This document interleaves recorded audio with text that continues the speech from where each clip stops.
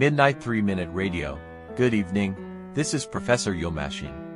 Today, I will explain the case of a serial killer from the perspective of criminal psychology in 3 minutes. Let's dive into the darkness of a criminal's mind.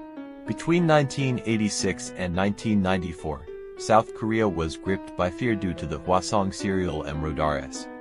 Lee Chun targeted over 10 women in a reign of terror that left the nation shaken. His victims ranged from a 13-year-old schoolgirl to a 71-year-old grandmother.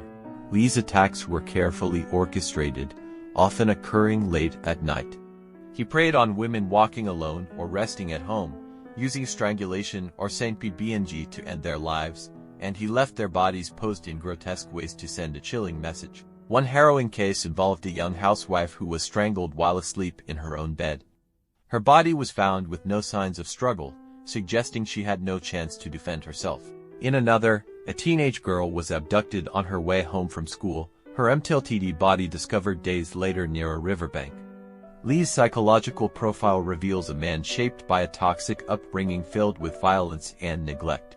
Though he found temporary stability during his time in the military, his post-service life was marked by isolation and deepening resentment.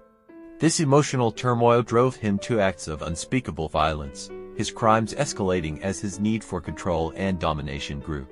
Investigators interviewed tens of thousands of people and collected physical evidence, including specimen samples. Yet, limitations in forensic science and procedural errors allowed Lee to remain free. A tragic consequence of this failure was the wrongful conviction and imprisonment of another man, further complicating the public's trust in law enforcement. The breakthrough came in 2019 when advancements in DNA technology identified Lee Chun as the perpetrator. By then, he was already serving a life sentence for a separate murder.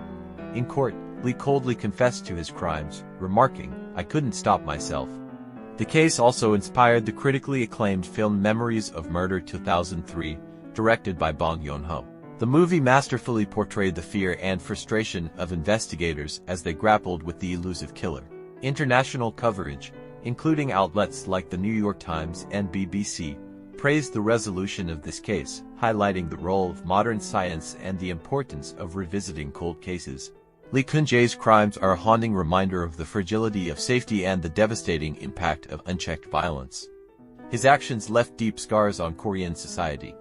Stay tuned for the next spine-chilling episode. Please subscribe to the channel and give us a thumbs up.